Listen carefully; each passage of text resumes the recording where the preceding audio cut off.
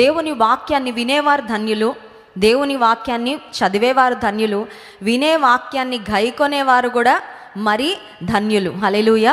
కనుక యేసుక్రీస్తు ప్రభువారు చెప్పిన కొండ మీద ప్రసంగంలో నుండి ఈరోజు ఒక 3 ప్రాముఖ్యమైన అంశాలు మీకు జ్ఞాపకం చేయాలి అని నేను ఆశిస్తున్నాను. మత్తయి సువార్త 6వ అధ్యాయము 1వ వచనం నుండి చదువుదాం. మత్తయి సువార్త 6వ అధ్యాయం, gospel of Matthew chapter 6 from verse 1.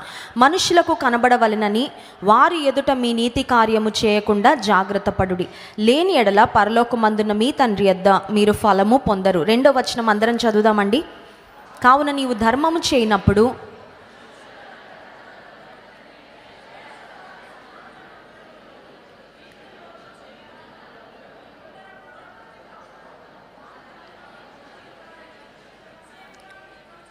నీవైతే ధర్మము చేయనప్పుడు నీ ధర్మము రహస్యముగా ఉండు నిమిత్తము నీ కుడి చేయి చేయునది నీ ఎడమ చేతికి తెలియక ఉండవలెను. 4వ వచనం.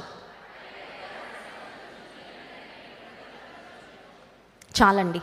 రహస్యము అనే ఒక మాట ఇక్కడ మనం చూస్తాను. కొంతమందిని ఏమంటారంటే వీరు చాలా లోతు మనుషులండి అంటారు. లోతు మనుషులు అంటే ఏంటంటే వీరి దగ్గర చాలా రహస్యాలు ఉంటాయండి, ఏది బయటకి చెప్పరండి, వాళ్ళ హృదయంలో ఏది కూడా బయటకి తెలవనివ్వరండి. ఎవరు ఎంత లోతు మనుషులైనా మన హృదయంలో ఉన్న లోతైన విషయాలన్నీ కూడా బాహాటముగా మన పరలోకపు తండ్రికి తెలుసు. రహస్యమందు చూచే తండ్రంట ప్రతిఫలం ఇస్తాడని. మనుషులిచ్చే ప్రతిఫలాలు మన బాహ్య జీవితానికి సంబంధించినవైతే దేవుడిచ్చే ప్రతిఫలము మన రహస్య జీవితానికి సంబంధించినది అని గుర్తుపెట్టుకోవాలి. చాలాసార్లు బాహ్య జీవితము or public life is what we are mostly concerned about.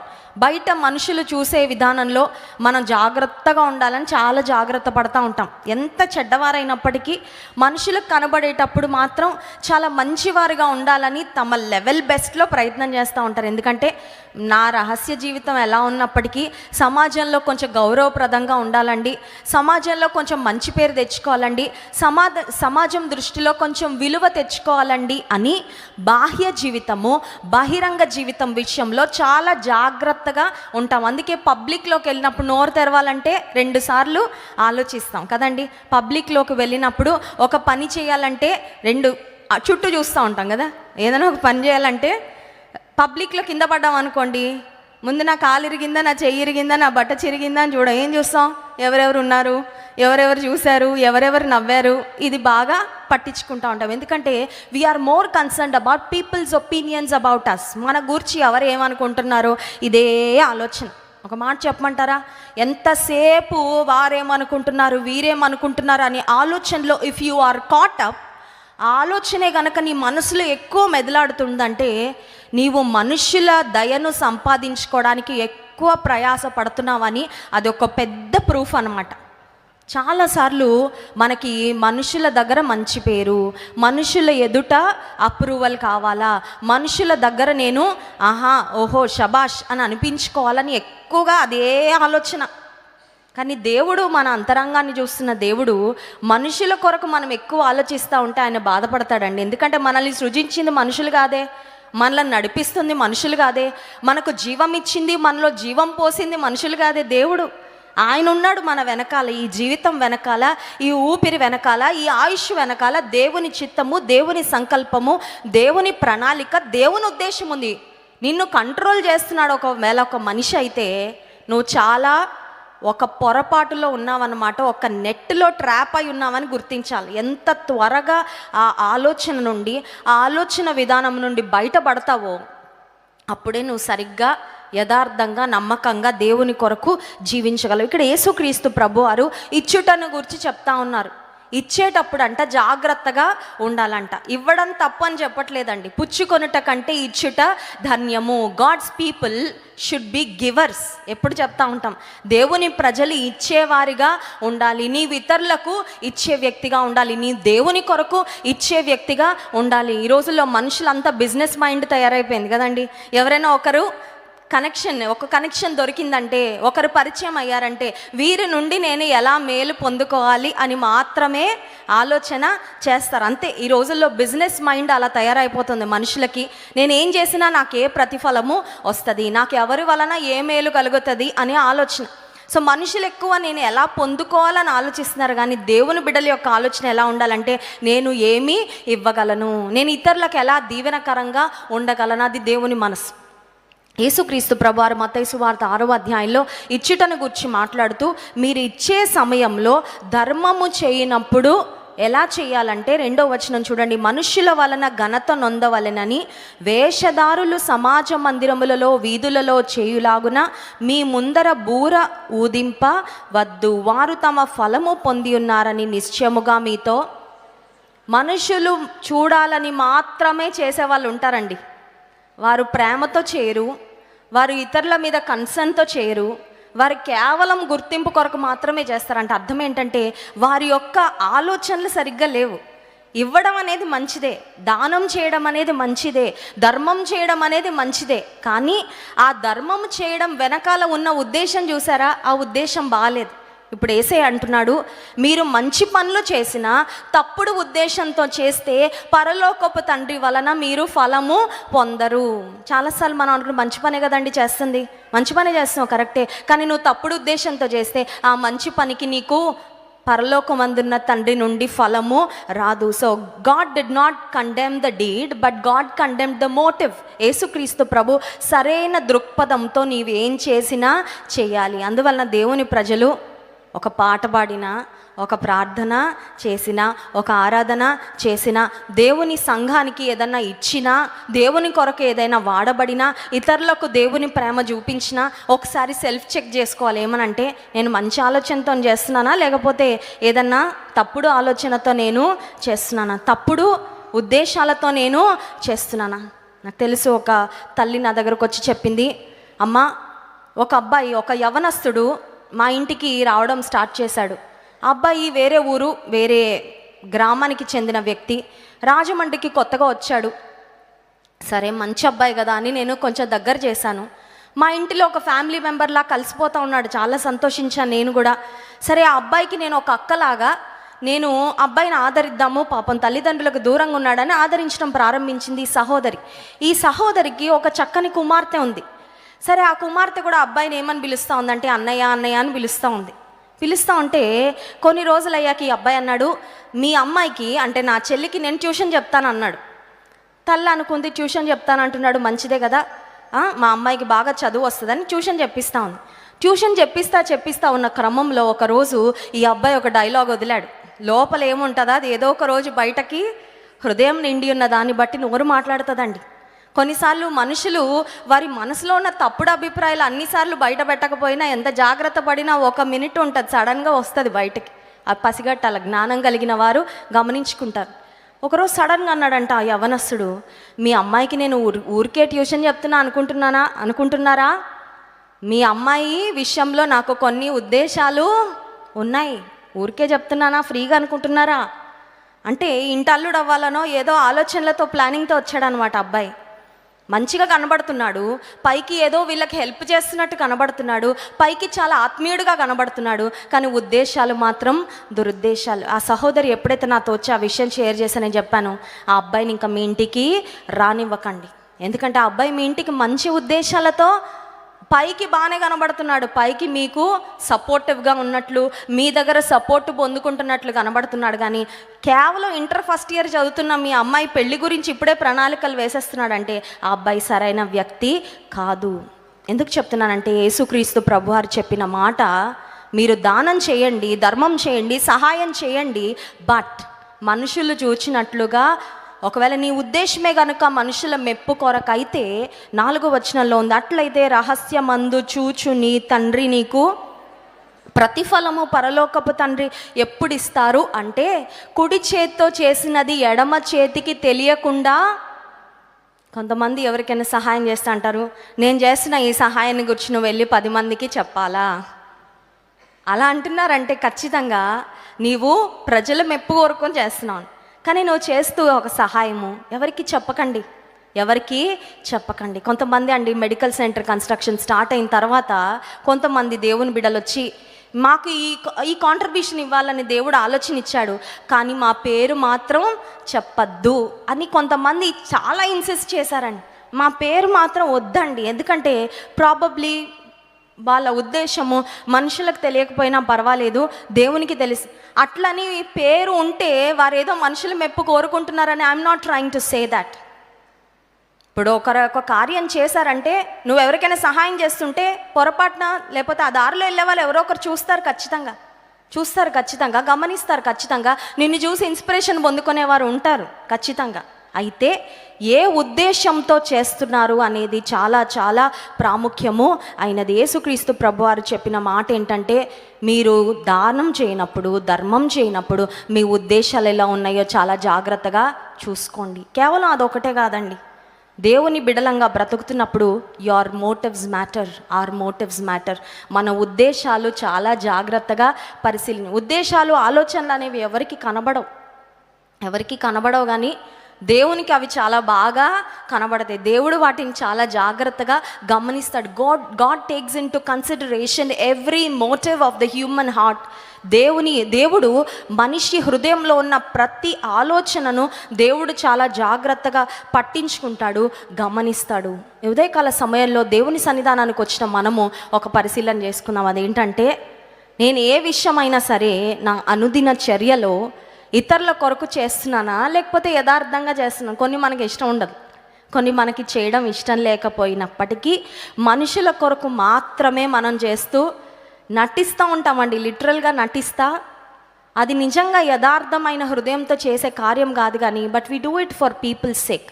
మనుషుల కొరకు చేస్తూ ఉంటాం. గలతీ పత్రిక 1వ అధ్యాయము 10వ వచనం చూడండి. గలతీ పత్రిక 1వ అధ్యాయము 10వ వచనం. ఇప్పుడు నేను మనుషుల దయను సంపాదించుకొన చూచుచున్నానా, దేవుని దయను సంపాదించుకొన చూచుచున్నానా? నేను మనుషులను సంతోషపెట్టగోరుచున్నానా? నేనెప్పటికీ నీ మనుషులను సంతోషపెట్టువాడనైతే క్రీస్తు దాసుడను కాకయే పోదును. క్రీస్తు దాసుడు అపవాది దాసుడు, లేదంటే మనుషుల దాసుడు. We are called to be servants of God, not servants of people. మనుషుల దాసులుగా ఉండాలని కాదు పిలువబడింది, దేవుని దాసులుగా ఉండాలని పిలువబడతాను. దేవుని దాసులుగా ఉండడానికి పిలువబడ్డాం కానీ అపవాది దాసులుగా ఉండడానికి పిలువబడలేదు.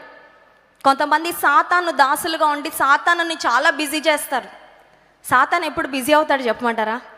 వాడు చెప్పిన ప్రతి పని మనం చేస్తూ ఉంటే వాడు సూపర్ బిజీ అయిపోయి, సూపర్ యాక్టివ్ అయిపోయి ఇంకా పనులు చెప్తూ ఉంటాడు. ఉదయం లేవగానే సాతాను ఒక మాట అన్నామనుకో, he comes with another work, another project, another assignment. అపవాది అంటాడు, ఇప్పుడు ఈ మాట అన్నావు కదా, ఇప్పుడు ఫోన్ పట్టుకొని పలానా కాన్వర్జేషన్ చేయి. అది అయిపోయాక నీ సెల్ ఫోన్లో పలానా వెబ్సైట్కి వెళ్ళి పలానాది చూడు. అది అయ్యాక అపవాది అంటాడు, ఆ తర్వాత టీవీలోకి వెళ్ళి టీవీ ఆన్ చేసి పలానాది వాచ్ చేయి. ఆ తర్వాత this is how you waste your time, you kill your time. నీ సమయాన్ని ఇలా వ్యర్థపరచు. కొంతమంది అపవాదిని బిజీ చేసేస్తారు. ఎలా అంటే, అపవాది చెప్పిన ప్రతిదీ ఫాలో అయిపోయి, ఎస్ సార్, ప్రెజెంట్ సార్, ఉన్నాను సార్, చేస్తాను సార్ అని అపవాదికి చెప్పి, అపవాది నువ్వు చేస్తూ ఉంటే చెప్తానే ఉంటాడు. నిన్ను ఎలా బిజీగా పెట్టాలో, దేవుని చిత్తము నుండి నిన్ను ఎలా తప్పించాలో, దేవునికి ఇష్టమైన మార్గాల్లో ఎలా నిన్ను నడిపించాలో అపవాదికి ఒక అద్భుతమైన స్కీమ్ అండ్ ప్రణాళిక, ప్లానింగ్ ఉందండి. నువ్వు ఫస్ట్ మాటే అపవాది నిన్ను సైడ్ ట్రాక్ చేయడానికి at the beginning of the day, ఉదయకాలంలోనే ఏదైనా ఒక మాట అనగానే నువ్వు అక్కడే కౌంటర్ వేసావంటే ఇంకొక 2 ప్రయత్నాలు చేసి he will give up on you. అపవాది అనుకుంటాడు, ఏమంత ఈజీగా వంగే మనిషి కాదు, నా మాట అంత ఈజీగా ఫాలో అయ్యామే కాదు, ఇంకొకరిని చూసుకుందాంలే, ఇంకొకళ్ళ దగ్గరికి వెళ్ళి నా పనేదో నేను చేసుకుందామని అపవాది నిన్ను విడిచి వెళ్ళిపోతాడు. అందుకే నేను ఒక దగ్గర చదివాను, ఏమనంటే అపవాదికి పని ఇవ్వకూడదంట. మనల్ని బిజీ చేసే పని అపవాదికి, దేవుడు చెప్పిన పని చేయడంలో బిజీగా ఉంటే అపవాది చెప్పే పనులు వినడానికి మనకి చెవులు కూడా ఉండవు. Hallelujah. Idle man's brain is devil's workshop అంటారు తెలుసా? ఉద్యోగం లేకుండా ఇంట్లో ఉండేవాళ్ళు, సెలవు దినాలు ఉన్నవాళ్ళు, బాగా నిద్రపోయి మేడ మీదకి వెళ్ళి తిరిగేవాళ్ళు బహుజాగ్రత్తగా ఉండాలి. ఎందుకు తెలుసా? ఖాళీగా ఉంటే ఈజీగా దొరికేస్తావు అపవాదికి. ఎందుకంటే ఖాళీ బుర్రలో కోటి ఆలోచనలు పుడతా ఉంటాయి. దావీదు కూడా అట్లనే దొరికేశాడండి. దావీదు దేవుని హృదయానుసారుడు అయినప్పటికీ దేవునికి అయిష్టమైన ఆ కార్యం, పాపకార్యం చేయడానికి దావీదు ఎట్లా ప్రేరేపించబడ్డాడంటే, యుద్ధ కాలమున సైనికులు, సైన్యాధిపతులు, ఆర్మీ అంతా వెళ్ళి యుద్ధం చేస్తూ ఉంటే దావీదు ఏం చేశాడండి? ఒక్కడే ఇంటి దగ్గర ఉన్నాడు. మేడ పైన అటు ఇటు తిరుగుతా. ఈవినింగ్ వాకింగ్కి వెళ్ళడం మంచిదే, కాదనట్లే. Walking is a good exercise. వాకింగ్కి వెళ్ళడం, కానీ ఆ వాకింగ్కి వెళ్ళేటప్పుడు నీ బ్రెయిన్లో ఏం తిరుగుతున్నాయో ఆలోచించుకో. వాకింగ్కి వెళ్ళినప్పుడు ఒక డైలీ ప్రామిస్ పెట్టుకో, చెవులో పెట్టుకొని వాక్యం వింటా నడు. ఒక ఆడియో బైబిల్ పెట్టుకొని నీ వింటా తిరుగు. ప్రైజ్ అండ్ వర్షిప్ సాంగ్స్ పెట్టుకొని తిరుగుతూ ఉండు. నీ మైండ్ అటు ఇటు పోదు. ఒట్టిగా ఏమీ లేకుండా వాకింగ్కి వెళ్ళామంటే కంటికి కనబడిన ప్రతి అమ్మాయి మీద కన్నేయాలనిపిస్తుంది. మగపిల్లలకైతే కనిపించిన ప్రతి ఒక్కరిని ఎలా ఏడిపించాలనే ఆలోచనలు వస్తాయి కొంతమందికి, అవునా కదండి? ఆమె ఎలా నడుస్తుంది, ఆయన జుట్టు ఎలా ఉంది, వాళ్ళ డ్రెస్సింగ్ ఎలా ఉంది, అందరి మీద కమెంట్ చేయడానికి దేవుడు మనల్ని పెట్టలేదే ఈ లోకంలో. నీకు ఇంకా నీ జీవితానికి గొప్ప పర్పస్ ఉందమ్మా. వాళ్ళని వీళ్ళని చూసి కామెంట్ చేయడానికి కాదు ఈ లోకంలో నీవు ఉన్నది. క్రీస్తు దాసుడు, అపవాది యొక్క దాసుడు. ఇక్కడ గలతీ పత్రికలో దైవజనులైన పౌలు అంటున్నాడు, నేను మనుషులను సంతోషపెట్టువాడనా కాదు, మనుషులను సంతోషపెట్టేవాడను కాను. మరెవరిని సంతోషపెట్టేవాడును? ప్రతి ఉదయకాల సమయంలో లేవగానే అనుకోవాలి, యేసయ్య ఈరోజు నీ ముఖంలో నేను ఒక నవ్వు పెట్టాలయ్యా. I want to see a smile on your face. Jesus, when you look at me, I want to see your smile. నన్ను చూసినప్పుడు నా జీవితము నీకు అంగీకారయోగ్యంగా ఉన్నప్పుడు నువ్వు నన్ను గూర్చి ఆనందిస్తావయ్యా. అటువంటి బ్రతుకు, అటువంటి జీవితము నేను జీవించాలని కోరుకుంటున్నాను. సో మొట్టమొదటిగా యేసయ్య చెప్పిన మాట, ఏ కార్యం చేసినా రహస్యమందు చూచు తండ్రి ప్రతిఫలం ఇస్తాడు అని గుర్తుపెట్టుకొని, అందుకే ఒక దైవజనుడు ఇలా అంటాడు, loneliness is a laboratory where your holiness is tested అంట. Loneliness is a laboratory where your holiness is tested. Blood టెస్ట్కి ఇచ్చినప్పుడు ల్యాబ్లో తీసుకెళ్ళి మన రక్తాన్ని పరీక్షించి రిపోర్ట్ ఇస్తారు కదండి. ఒంటరితనం ఒక ల్యాబొరేటరీ లాంటి. ఈ రోజుల్లో ఎలా ఉందంటే ప్రపంచం, ఎవరికి వారికి ఒక ప్రపంచం ఉంది. అమ్మ నాన్న పక్కనే కూర్చుంటారు భార్యాభర్తలు.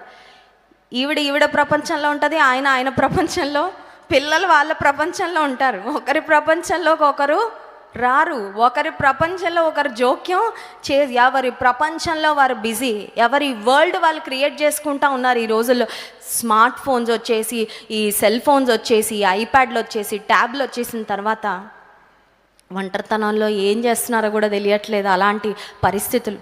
పాస్వర్డ్లు, మొత్తం పాస్వర్డ్లే.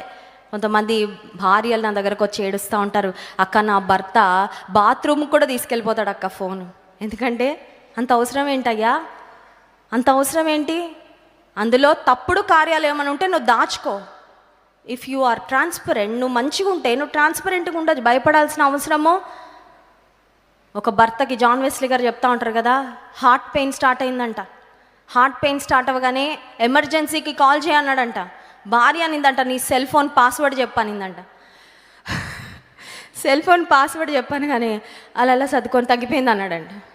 అదేంటి, ఇప్పుడే ప్రాణం మీదకి వచ్చిందని కష్టపడ్డారు కదా అంటే, బాగానే ఉందిలే ఇప్పుడు పర్వాలేదు అంటే, గుండె ఆగిపోయినా పర్లేదు కానీ ఫోన్ మాత్రం నా భార్య చేతిలోకి వెళ్ళకూడదు అంటే యూ కెన్ అండర్స్టాండ్, అర్థం చేసుకోవచ్చు.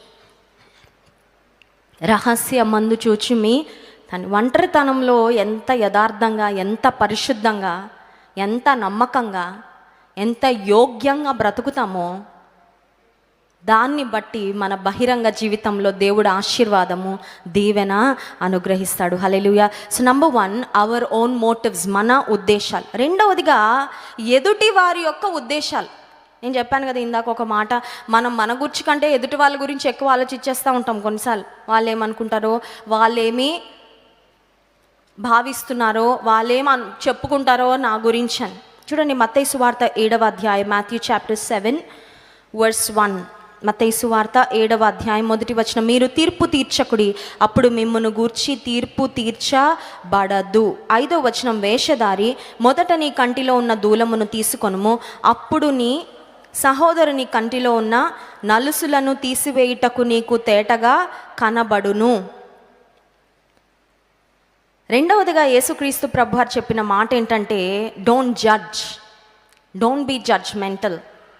కొన్నిసార్లు మనం లా చదవకపోయినా, మనకి లాయరు డిగ్రీ లేకపోయినా, లా స్కూల్కి వెళ్ళకపోయినా, రియల్ లైఫ్లో అందరూ లాయర్సే, అవునా కదా?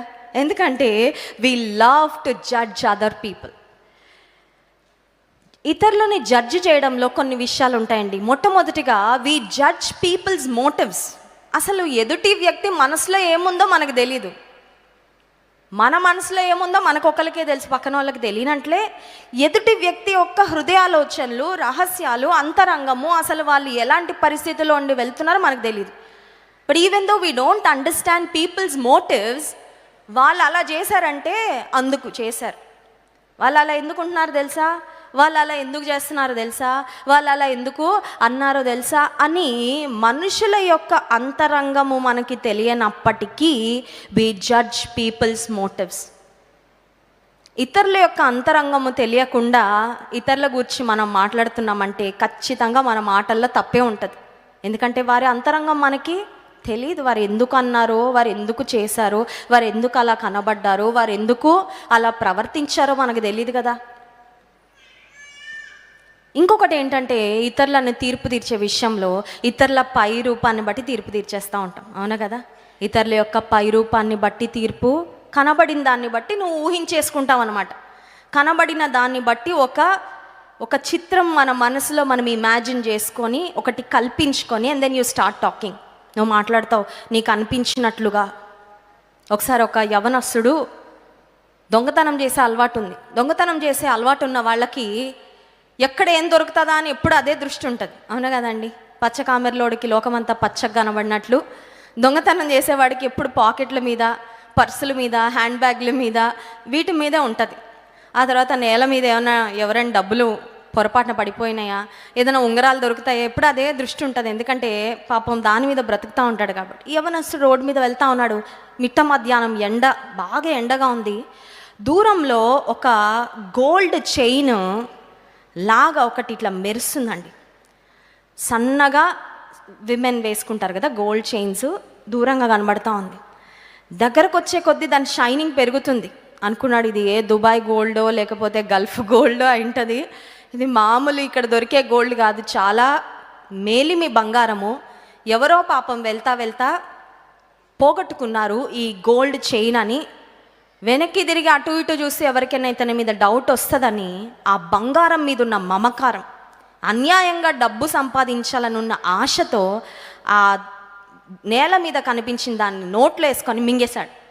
అంటే అతని ఉద్దేశం ఏంటంటే తర్వాత ఆపరేషన్ చేయించుకన్నా తీయించేసుకోవచ్చు, లేకపోతే I do not know what planning he had, but తన సొంతం చేసేసుకోవాలనే ఉద్దేశం. మింగేశాడు. మింగేసిన తర్వాత 5 నిమిషాలు అయ్యాక పొట్టనొప్పి స్టార్ట్ అయింది. ఎందుకంటే ఇట్ వాజ్ అ వామ్, అది ఒక పురుగు అనమాట, ఒక పాకే పురుగు. అది ఎండలో ఎల్లో కలర్లో ఉందేమో, అది గోల్డ్ చైన్ లాగా కనబడింది. సన్నగా మంచిగా షైనింగ్గా బ్రైట్గా కనబడేసరికి ఆశ ఎంత ఎక్కువైపోయిందంటే మింగే వరకు ఊరుకోలేదు. మింగిన తర్వాత కడుపు నొప్పి. గోల్డ్ చైన్ కొరకు ఆపరేషన్ చేయించుకుందాం అనుకున్నాడు, కానీ పురుగు తీయడం కొరకు ఆపరేషను, ఆరోగ్యము, డబ్బు, ఒళ్ళు, హోనం. అప్పుడు అర్థమైంది దురాశ దుఃఖానికి. ఈ వ్యక్తి చూసిన దాన్ని బట్టి అనుకున్నాడు that's a gold chain, but that is not. కొన్నిసార్లు మనం చూసిన దాన్ని బట్టి ఇతరుల గురించి తీర్పు తీరుస్తా. ఇంగ్లీష్లో ఒక ప్రావర్బ్ ఉంటుందండి, don't judge a book by its cover అని. పుస్తకం కవర్ చూసి గొప్ప పుస్తకం అని తీసుకొని చదివేసుకుని ద్వేషించే వ్యక్తి అడిగాడంట. మీ క్రైస్తవులేంటి ఎప్పుడు ఆ నల్ల కవర్ ఉన్నప్పుడు ద్వేషించే వ్యక్తి అడిగాడంట. మీ క్రైస్తవులేంటి ఎప్పుడు ఆ నల్ల కవర్ ఉన్న పుస్తకం పట్టుకొని వెళ్తూ ఉంటారు. ఆ నల్ల పుస్తకము మీకు ఏం నేర్పిస్తుంది అయ్యా? ఆ నల్ల పుస్తకం చదివితే మీరు ఏం బాగుపడుతున్నారంటే, ఆ దైవజన్ చెప్పాడంట, ఈ నల్ల కవర్ ఉన్న పుస్తకంలోని మాటలు చదివి మా హృదయాలు, మా బ్రతుకులు తెల్లగా మారుతున్నాయి అన్నాడంట. హల్లెలూయా. This book has words that cleanse our heart, that cleanse our motives. చాలాసార్లు పై విషయాలు చూసి మనం తీర్పు తీరుస్తుంటాం. యోహాను సువార్త 7వ అధ్యాయము 24వ వచనం చూడండి. యోహాను సువార్త 7వ అధ్యాయము 24వ వచనం, వెలిచూపును బట్టి తీర్పు తీర్చక న్యాయమైన తీర్పు తీర్చుడి అనేను. వెలిచూపును బట్టి అంటే బై వాట్ యు సీ, నీ కంటికి కనబడే దాన్ని బట్టి తీర్పు తీర్చద్దు. కంటికి కనబడే దాన్ని బట్టి తీర్పు తీర్చద్దు. మరొక మాట యాకోబు పత్రిక 2వ అధ్యాయము 4వ వచనం చూడండి. యాకోబు పత్రిక 2వ అధ్యాయము 4వ వచనం, మీ మనసులో భేదములు పెట్టుకొని మీరు దురాలోచనతో విమర్శించిన వారు అగుదురు కారా. 9వ వచనం, మీరు పక్షపాతము గలవారైతే ధర్మశాస్త్రము వలన అపరాధులని తీర్చబడి పాపము చేయువారు అగుదురు. When we judge people we are trying to be hypocrites. చాలాసార్లు ఇతరులను తీర్పు తీర్చేటప్పుడు మనం వేషధారులుగా ఉంటాం. ఇంకొకటి, మనలో స్వనీతి కూడా ఉంటుందండి. When we think we are better than others, that is when we will be quick to judge. ఇతరుల కంటే నేను యోగ్యుడిని అనే భావం ఉన్నప్పుడే వెంటనే తీర్పు తీరుస్తాం. ఇతరులలో ఉన్న బలహీనతలే నాలో కూడా ఉన్నాయి, ఇతరుల వలనే నేను కూడా చాలాసార్లు తప్పిపోయాను అని ఆ రియలైజేషన్ ఉన్నప్పుడు we will not be quick to judge. మనం తీర్పు తీర్చే వ్యక్తులుగా చాలాసార్లు త్వరపడి తీర్పు తీర్చమండి. స్వనీతి పరులు, మేము చాలా బాగున్నాం భక్తిలో అనే గర్వం ఉన్నవారే చాలాసార్లు చాలా త్వరగా ఇతరులను తీర్పు. అందుకే యేసయ్య అన్నాడు, నీ కంటిలో దూలం ఉంది కానీ నీవు ఎదుటివాని కంటిలో నలుసును చూపిస్తా ఉన్నావు. But you are not able to realize that there is a greater fault. నీలో ఇంకా గొప్ప తప్పిదం ఉందని, బలహీనత ఉందని నువ్వు తెలుసుకోలేకపోతున్నావే. దేవుని సన్నిధానానికి మనం ఎందుకు రావాలంటే దీవెన పొందడానికి మాత్రమే కాదండి.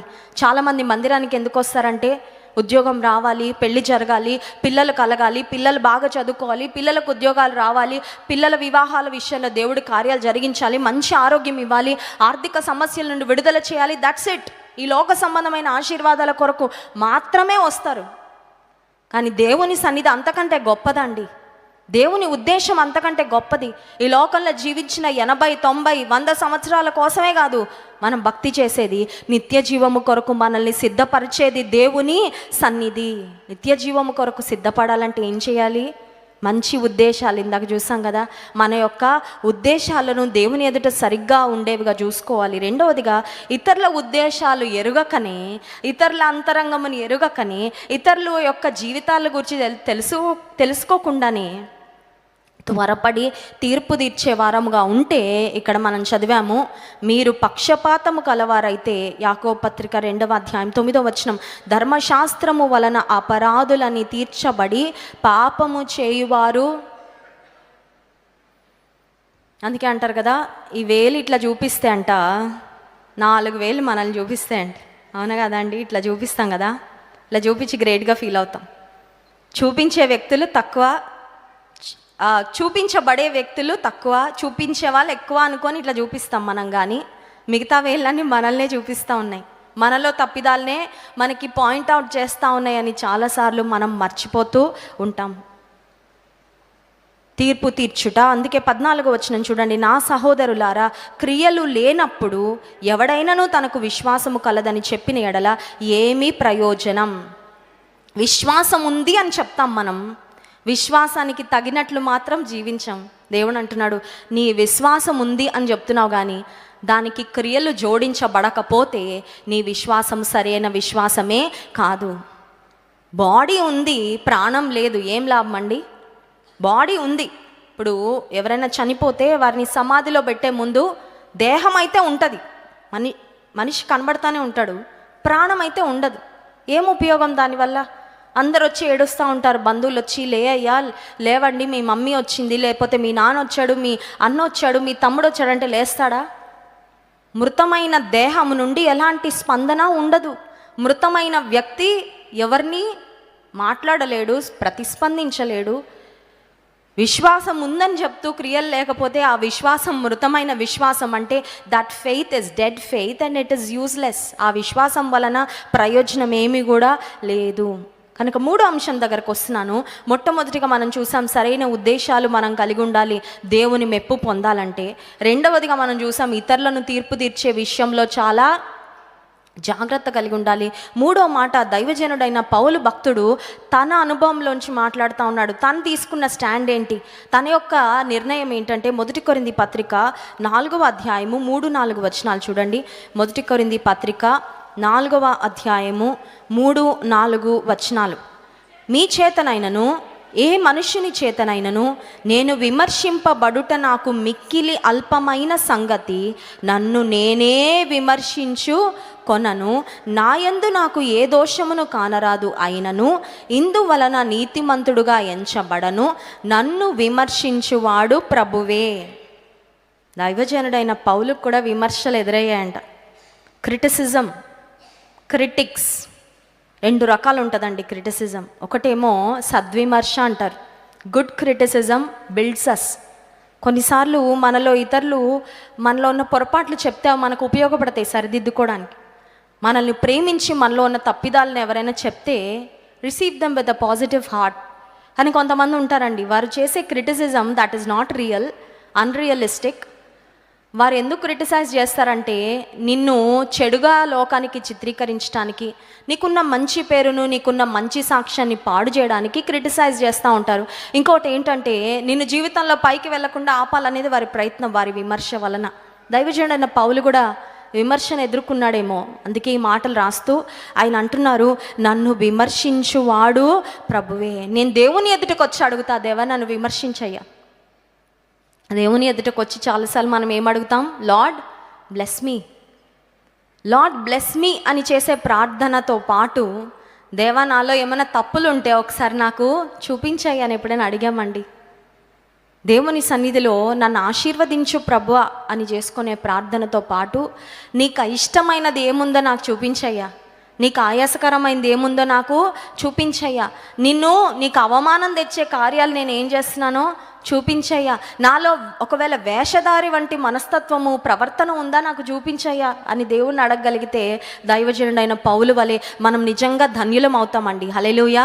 అందుకే దైవజనుడు అంటున్నాడు, నన్ను విమర్శించువాడు ప్రభువే. I will let God judge me. దేవుడిచ్చే విమర్శ, దేవుడు మనల్ని సరిచేయడానికి, మనల్ని తీర్చిదిద్దడానికే దేవుడు మనల్ని బాగు చేస్తూ ఉంటాడు. దేవుని చేతిలో పడడం చాలా దీవెనండి. దేవుని చేతిలో పడడం చాలా దీవెన. ఆయన చేతిలో పడడం కన్నా there is no best place. కానీ దేవుని చేతిలో పడాక ఒక శిల్పి చేతిలో పడిన చెక్క ముక్కకు ఉలి దెబ్బలు తగులుతూ ఉంటాయి, తెలుసా మీకు? శిల్పకారుడు ఒక చెక్క ముక్కను తీసుకొని దాని ఒక అద్భుతమైన శిలాఖండంగా చెక్కాలంటే, ఒక చక్కని స్కల్ప్చర్ దానిలోంచి చెక్కాలంటే ఆ సుత్తి పట్టుకొని, ఆ తర్వాత ఒక హ్యామర్ లాంటిది ఉంటుంది, అది పట్టుకొని చెక్కుతూ ఉంటాడు.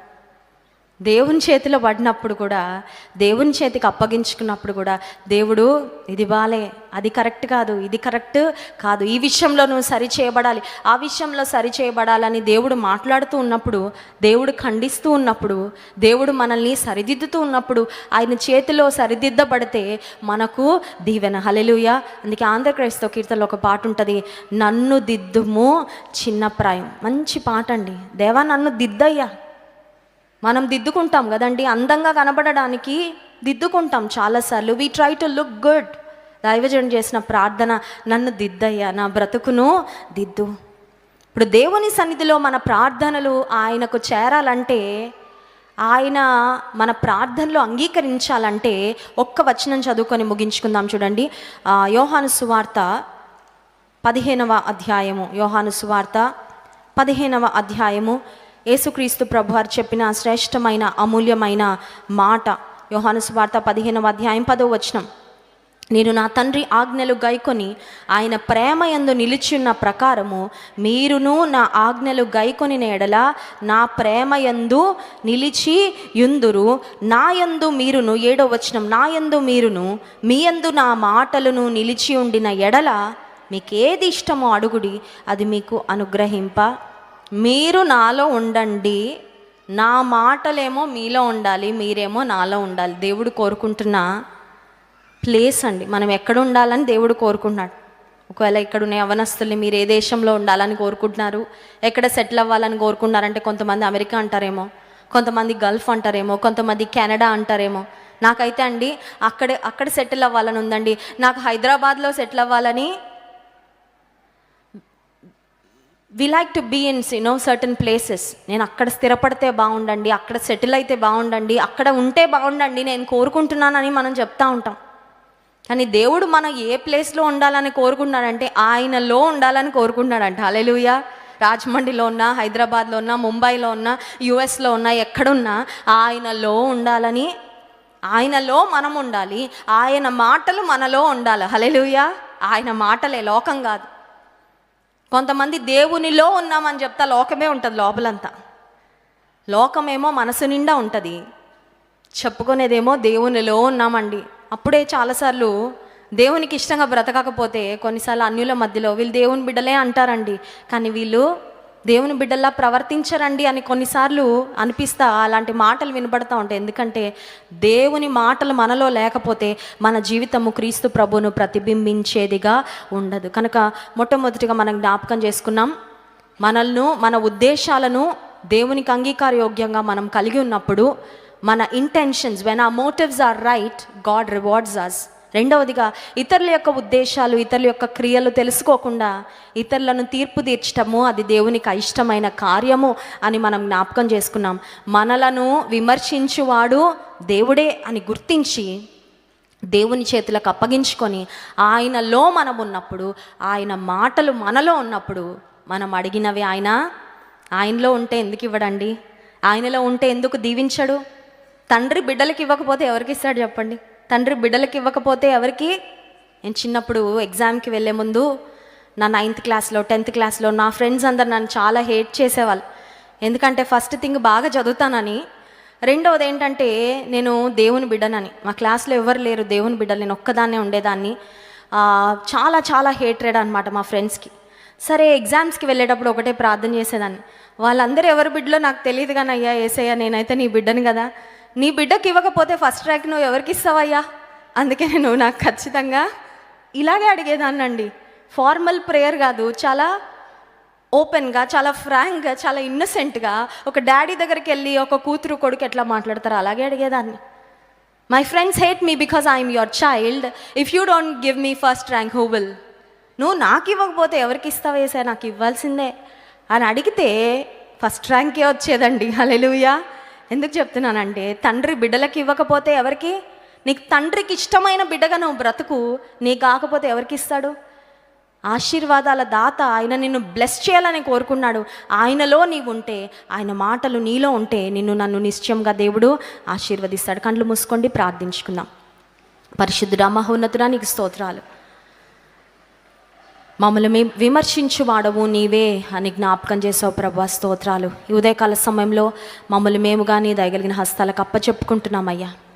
ఇతరులను తీర్పు తీర్చడము, ఇతరుల విషయంలో తప్పులు ఎంచడం కాదు, కానీ మాలో ఉన్న తప్పులు నాయన గుర్తించే వారముగా, మాలో ఉన్న అయోగ్యతలు సవరించుకునే వారముగా మమ్మల్ని దిద్దండయ్యా అని నీ చేతులకు నాయన జిగట మన్ను కుమ్మరి చేతికి అప్పగించుకున్నట్లుగా ప్రభా నీ చేతికి మమ్మల్ని మేము అప్పగించుకునే కృప మాకు దయచేయండి.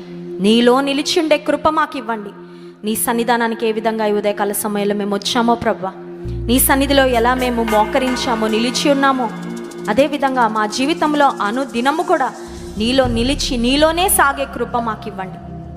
మనుషుల ఆలోచనలు, మనుషుల ఒపీనియన్స్ వీటి కొరకు కాదు, కానీ ప్రభా నీ చేత అంగీకరించబడేలా నీ ఆజ్ఞానుసారంగా, నీ మాటల అనుసారంగా ప్రభా ఈ లోకంలో మేము సాగే కృప మాకు దయచేయండి. మిమ్మల్ని ఆరాధించి స్తుతించబోతుండగా ఆరాధన ఆత్మతో మమ్మల్ని నింపండి.